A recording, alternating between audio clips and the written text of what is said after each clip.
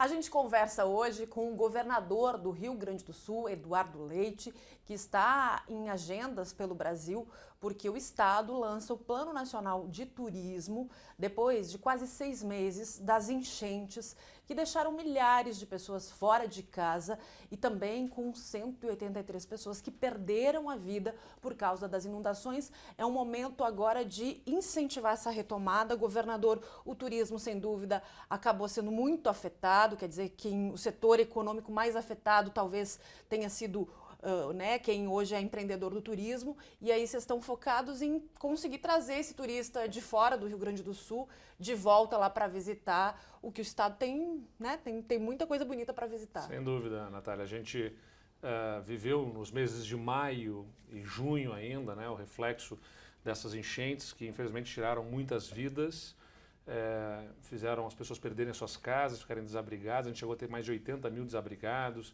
mas mais de 500 mil desalojados, estradas que foram afetadas, o aeroporto de Porto Alegre, enfim, empresas que foram atingidas também, que perderam seus equipamentos, suas estruturas. Mas na questão do turismo tem um efeito prolongado aí, né, porque o aeroporto fechado e por conta até do que as pessoas viram acontecer no Rio Grande do Sul, talvez muitas pessoas tenham desistido de ir ao estado por conta de uma impressão de que o estado realmente foi completamente devastado. Os impactos foram muito grandes para o estado, mas os nossos principais pontos turísticos estão devidamente adequados, né, organizados, sem estarem afetados, prontos para receber os turistas. Dos 460 pontos de bloqueios de estradas, mais de 400 já foram resolvidos. Então a gente tem ainda situações pontuais, mas em larga escala, assim, o estado vai recuperando a sua condição de normalidade e o aeroporto está voltando logo mais agora, dia 21 de outubro. Por isso que a gente está fazendo uma grande campanha de turismo para poder mostrar isso para o Brasil. E essa campanha também tem uma característica. A gente está fazendo uma campanha que é parte agradecimento pelo que o Brasil fez por nós. Eu tenho dito sempre isso, o Brasil abraçou o Rio Grande, a gente se sentiu abraçado pelos brasileiros no momento difícil e agora a gente quer abraçar o Brasil, então a gente quer que os brasileiros todos possam visitar o nosso estado e assim a gente poder receber com hospitalidade, com carinho, todos que nos ajudaram muito. Pois então, eu estive lá em julho fazendo turismo também, né? Principalmente na Serra Gaúcha, Bento, Carlos Barbosa, e havia essa reclamação de quem tem comércio, o restaurante, o hotel, de que caiu mais de 50% e que quem hoje estava indo, quem está indo é o turista ou do estado ou de estados vizinhos.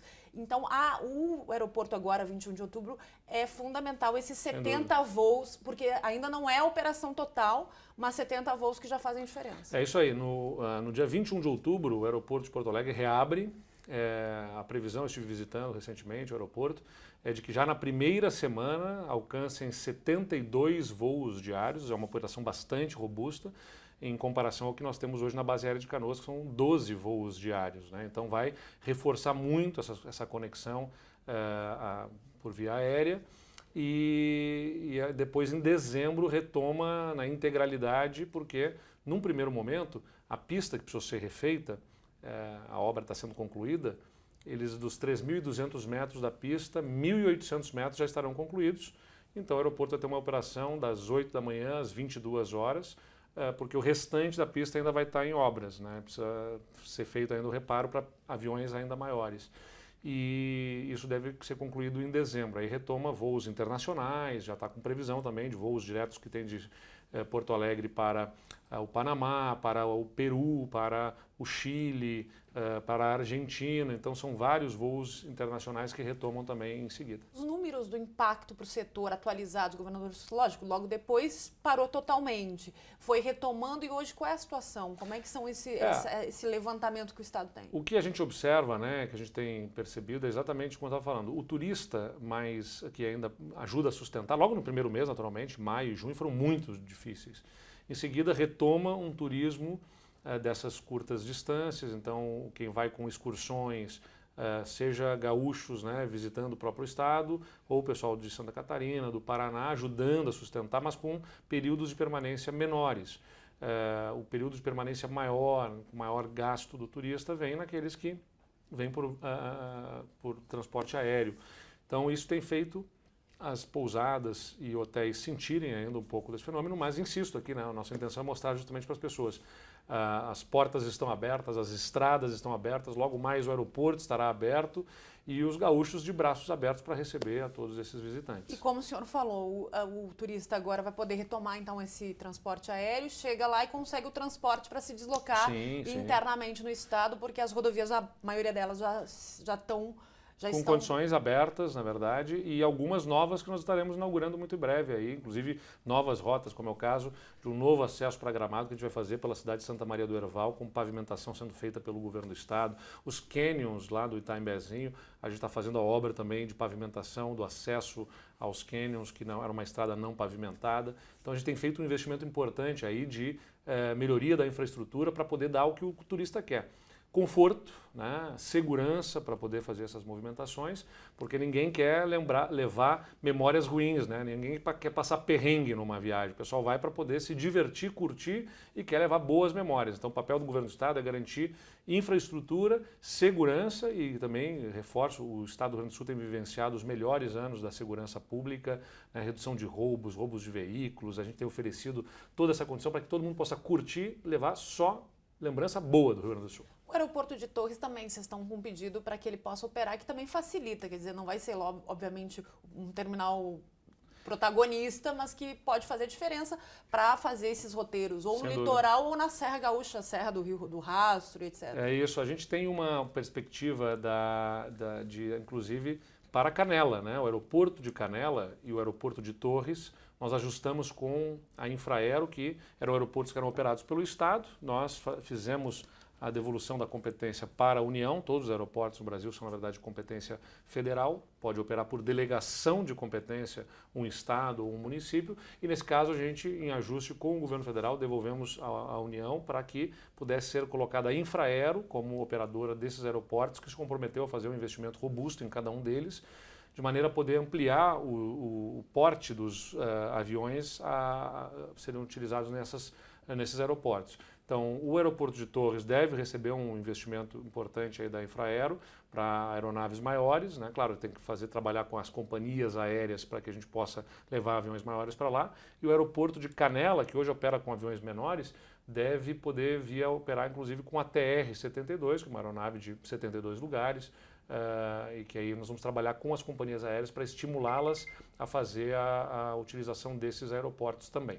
Governador, agora falando, vamos fazer um retrospecto de tudo que já foi feito, que aconteceu, sobre o projeto de contenção das enchentes. Quer dizer, é um trabalho muito árduo, que a gente sabe que vai durar anos, se fala muito da reconstrução, e tem o Banco Interamericano de Desenvolvimento fazendo uma análise desses impactos. Recentemente, ontem em Nova York, o BID divulgou esse dado de 87 bilhões de reais de impacto econômico, que representa mais de 1% do PIB. Sim. Isso dá uma ideia, governador, do trabalho que se tem pela frente, que não é só o seu mandato, mas dos próximos?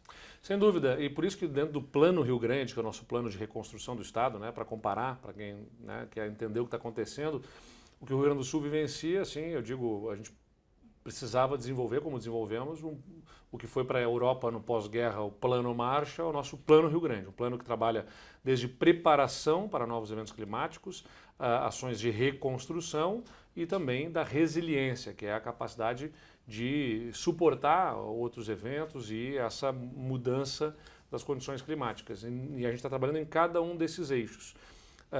Parte dos investimentos, tanto em preparação, que envolve novos radares, novas estações hidrometeorológicas, sistemas informatizados para termos alertas mais precisos dentro do Estado, eles são financiados, esses investimentos, assim como outras obras de reconstrução, preparação de rodovias, né, de infraestrutura, moradias, ações de ativação econômica para subvencionar financiamentos que vão ajudar a ativar a economia nos setores que mais foram afetados e também naqueles setores que nós entendemos são alavanca para o nosso desenvolvimento.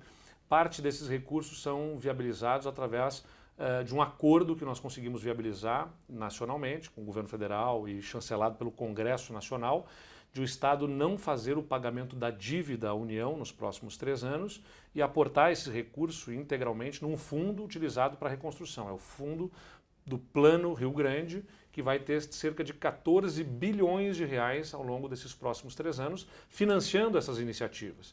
E além disso, nós também ajustamos com o governo federal, que se comprometeu a fazer o aporte de recursos para as obras de contenção de cheias, num fundo específico, blindando esses recursos, e nós definimos recentemente a governança deste fundo. As obras serão lideradas pelo governo do estado, mas terão um conselho gestor acompanhando, acertei isso com o presidente Lula na semana passada, em Brasília, e teremos nesse conselho o ministro da Casa Civil, o ministro Pimenta, que é ministro da Comunicação Social, mas que é o ministro Gaúcho, que está representando também o estado no governo, para, junto comigo e com 2 secretários estaduais, ajustar essa governança.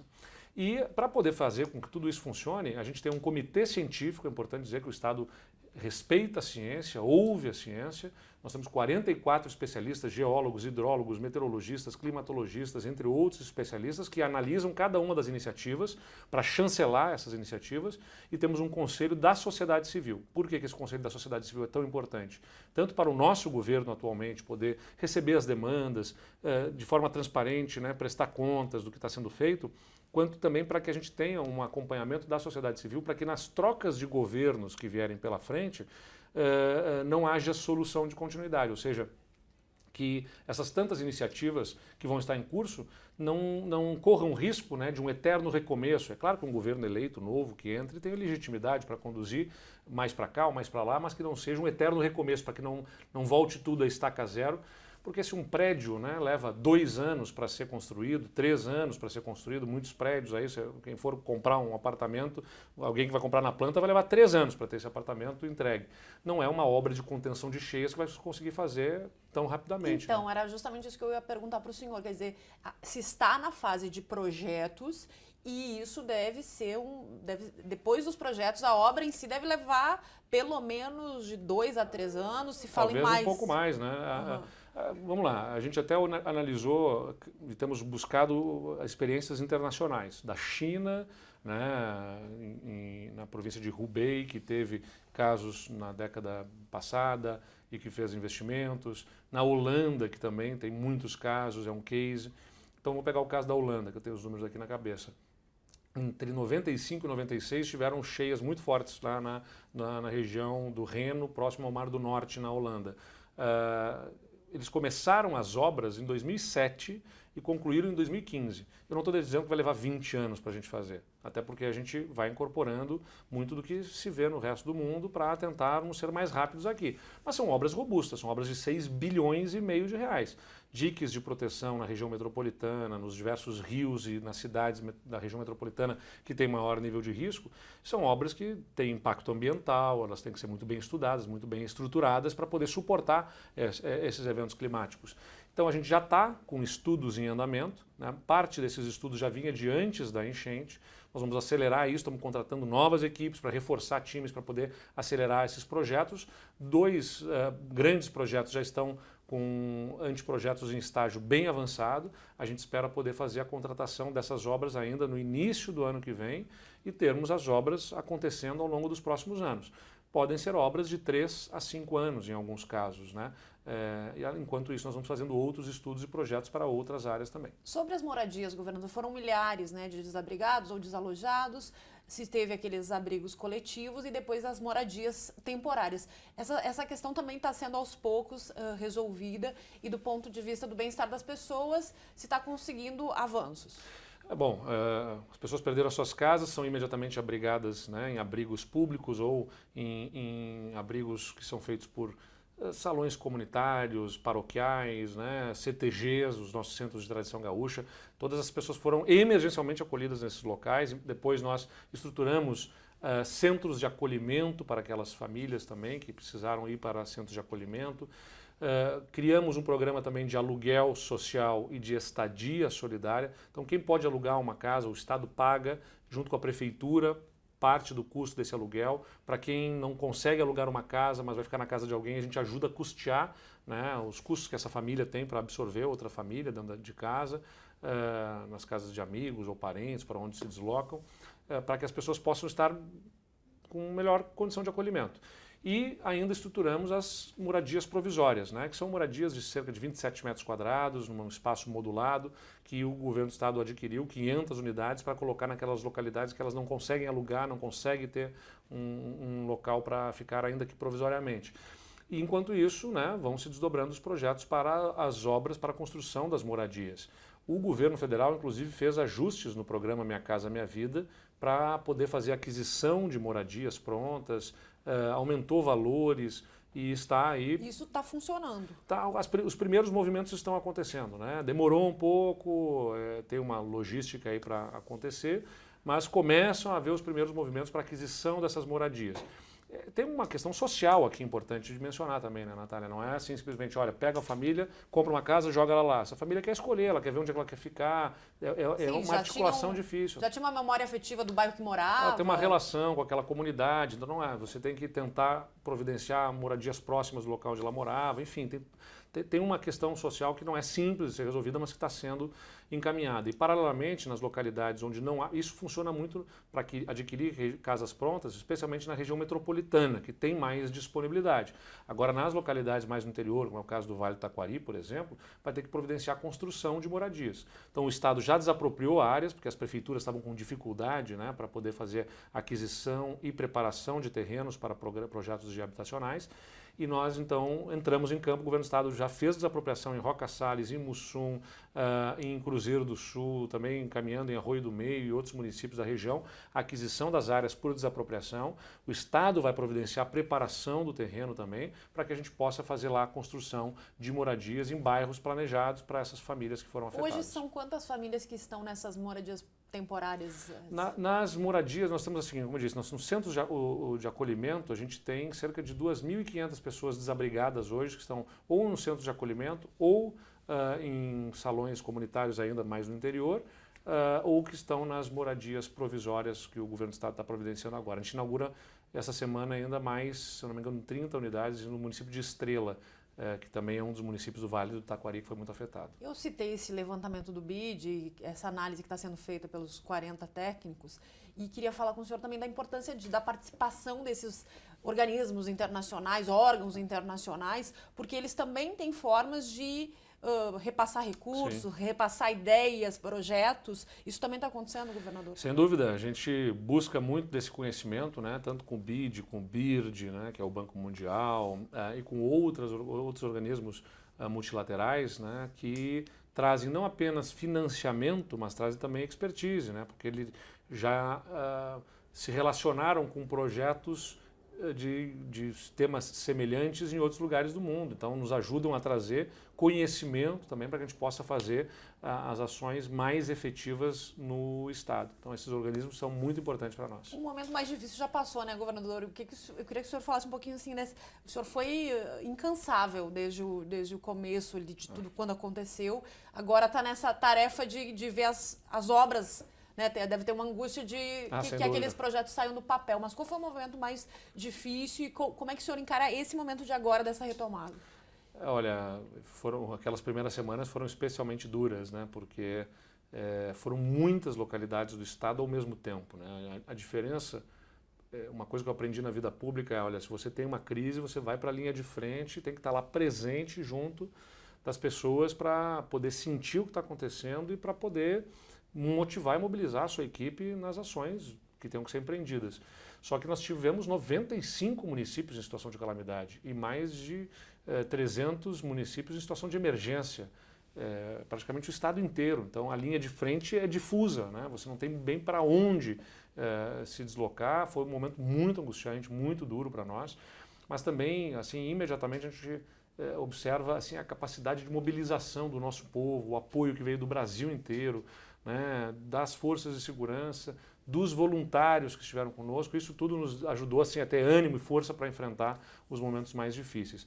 Então, assim, na lógica da defesa civil, você tem a primeira parte dos resgates, é duríssimo, né, mas foi enfrentado, conseguimos salvar milhares de vidas lá numa grande mobilização, como eu disse, forças de segurança e voluntários. Depois as ações de restabelecimento mais emergenciais, poder arrumar, ainda que em caráter emergencial, as estradas, né, as cidades, os hospitais, para poder voltar a algum grau de normalidade, energia elétrica, telecomunicações, tudo que foi afetado, e depois as ações de reconstrução, que guardam um grau de complexidade, porque essa reconstrução em tantas frentes, em tantos locais ao mesmo tempo, tem inclusive uma dificuldade de pessoal, né? Ou seja, você tem que fazer projeto para cada uma das ações, as equipes técnicas estão sobrecarregadas. A gente acaba de aprovar na Assembleia Legislativa, algumas semanas atrás, um projeto de lei para justamente aumentar a estrutura de cargos dentro do próprio governo com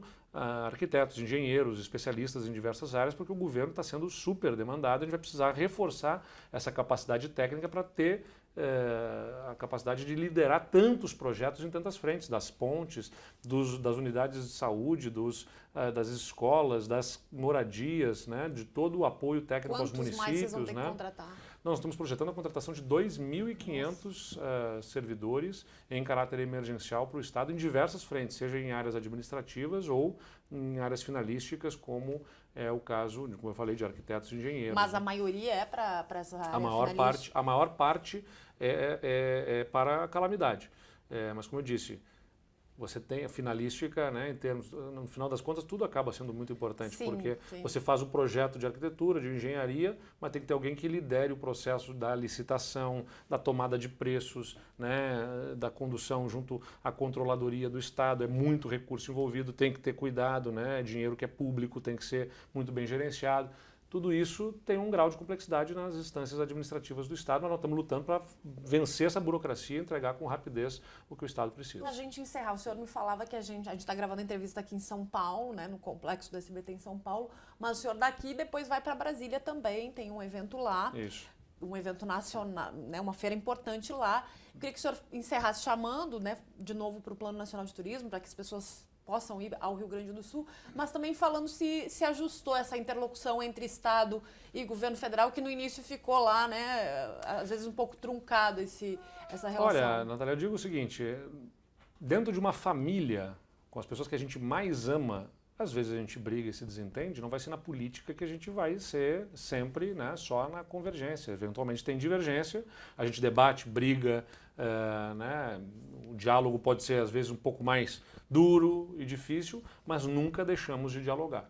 Então eu vi no governo federal disposição para dialogar conosco e nós dialogar com eles, mas eventualmente, né, decisões foram tomadas de forma que a gente discordava e a gente marcou de forma clara essa diferença. Meu papel como governador do Estado é defender os interesses do Rio Grande do Sul, né, e defender o interesse do meu Estado, um momento crítico da nossa história, inclusive em relação ao governo federal. E marcamos de forma dura e incisiva essa nossa defesa e conseguimos ajustar com o governo federal um entendimento. Acho que nós vamos ter uma situação de colaboração bastante interessante aí pelos próximos movimentos que nós vamos ter que fazer. E na feira que nós vamos participar lá, na ABAV, que é uma grande feira de turismo dos agentes de viagem, a gente faz o lançamento dessa nossa campanha, que é a maior campanha de publicidade, campanha mercadológica do Rio Grande do Sul para o turismo, né, chamando os turistas para o nosso estado.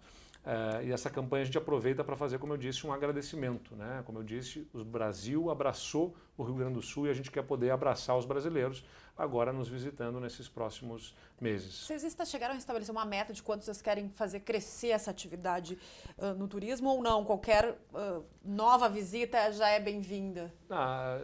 Em termos assim, nós queremos, em primeiro lugar, voltar à normalidade do que nós tínhamos anterior. Isso né? E naturalmente... Quanto?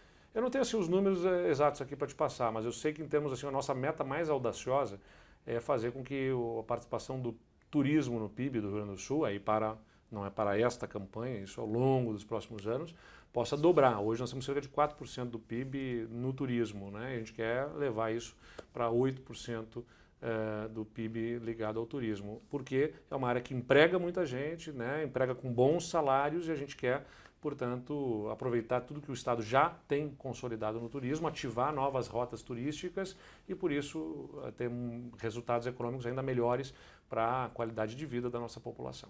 Tá certo. Obrigada ao governador do Rio Grande do Sul, governador que então vai fazer esse trabalho para lançar essa campanha, Plano Nacional de Turismo, em todo o país. Eu, como gaúcha, já saí faz um tempinho do Rio Grande do Sul. mas a gente torce, né, para que a atividade lá seja retomada e que esses negócios, são pequenos negócios de famílias que, né, nasceram lá no interior do Rio Grande do Sul e que às vezes dependem, muitos deles dependem dessa visita de quem é de outros estados, às vezes, né, do Nordeste, Norte do país, e que podiam visitar, estavam visitando, mas que toda essa questão das inundações acabaram atrapalhando, né, essa atividade. Então, que dê certo, boa sorte. Obrigado. E que o estado possa voltar a receber turistas não só lá da região sul, mas de todo o país.